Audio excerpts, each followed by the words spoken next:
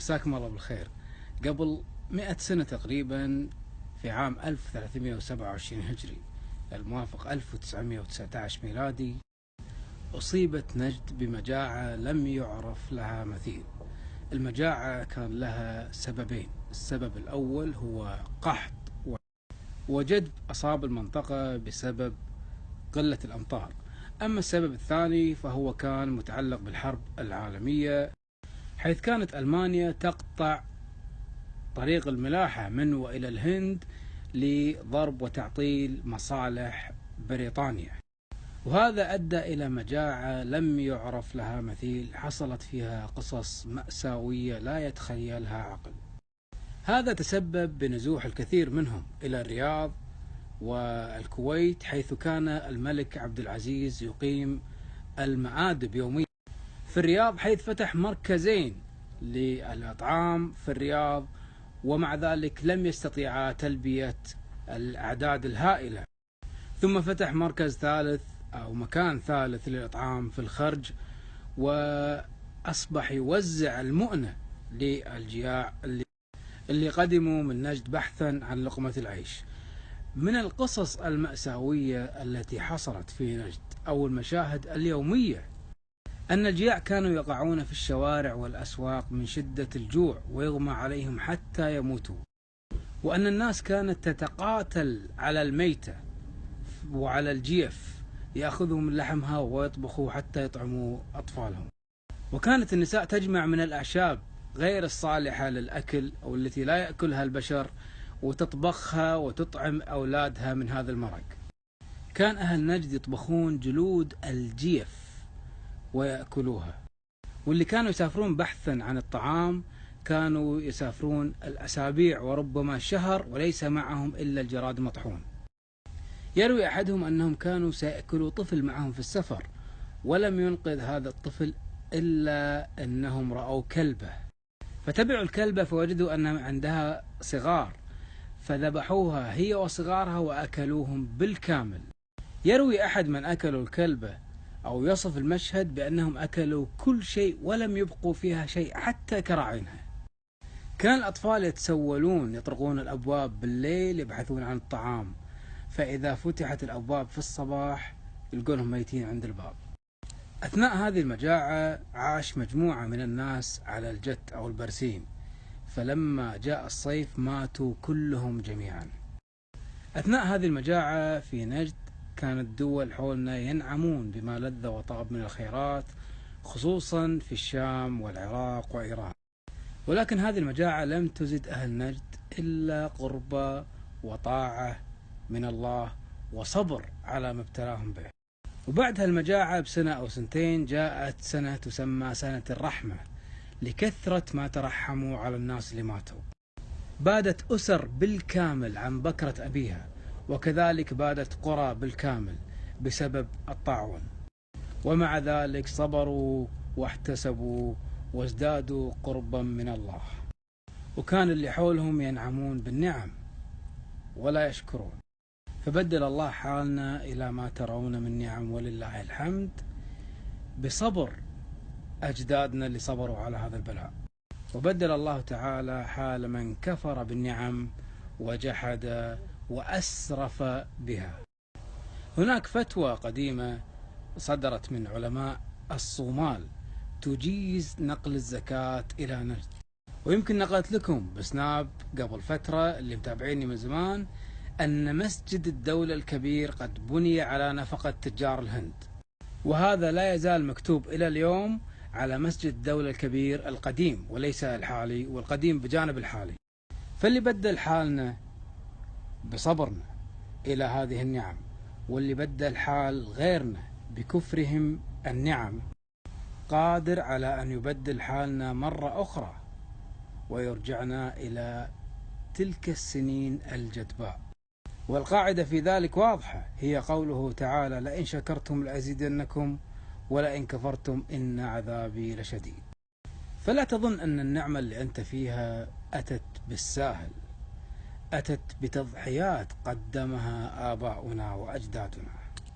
فقصة الطفلين في سورة الكهف اللي قال الله فيها: وكان أبوهما صالحا فأراد ربك أن يبلغا أشدهما ويستخرجا كنزهما رحمة من ربك. الله عز وجل حفظ لهم هذا الكنز بسبب صلاح أبوهما.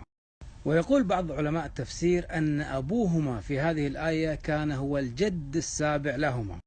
شوف كيف حفظ الله ذرية هذا العبد الصالح.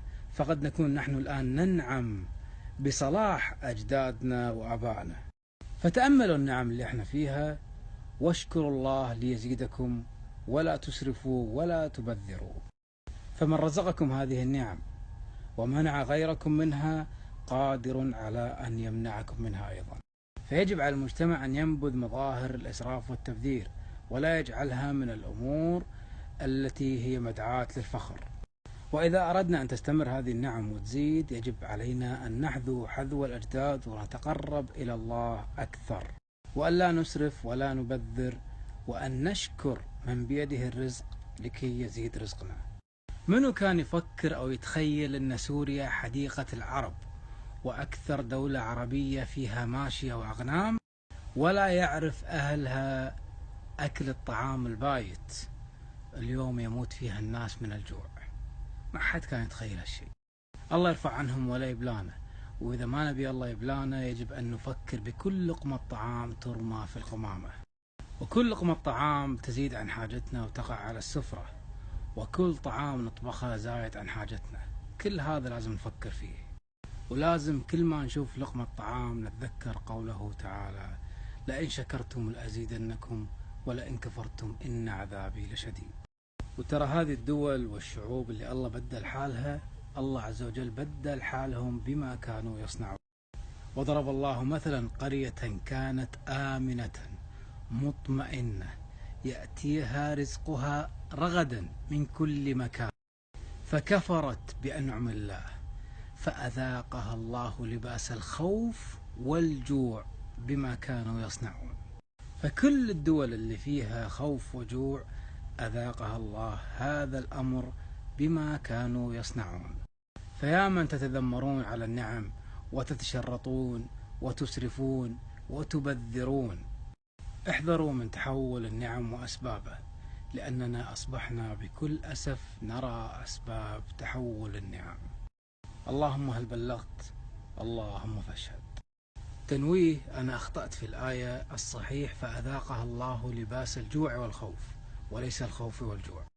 من القصص اللي حصلت في سنة المجاعة في نجد أن أخوين من أسرة الشريدة في بريدة كانوا دافعين مقدما ومشترين محصول تمر من أهل بريدة بكمية كبيرة، وذهب أحدهما للتجارة في الشام، واستلم أخوه المحصول في بريدة، ولما حصلت المجاعة قسمه قسمين.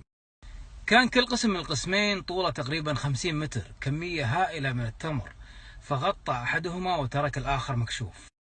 فكان يذهب إلى السوق ويخرج في الشوارع ويشيل اللي طايحين من شدة الجوع اللي مغمى عليهم ويوديهم عنده في البيت، وكان ينقع لهم التمر بالماء ويعصره في أفواههم لأنهم ما يقدرون يأكلون، وإذا اشتد عودهم وصحوا خلاهم يأكلون حتى يشبعون من التمر، ثم يأتي بغيرهم وغيرهم وهكذا.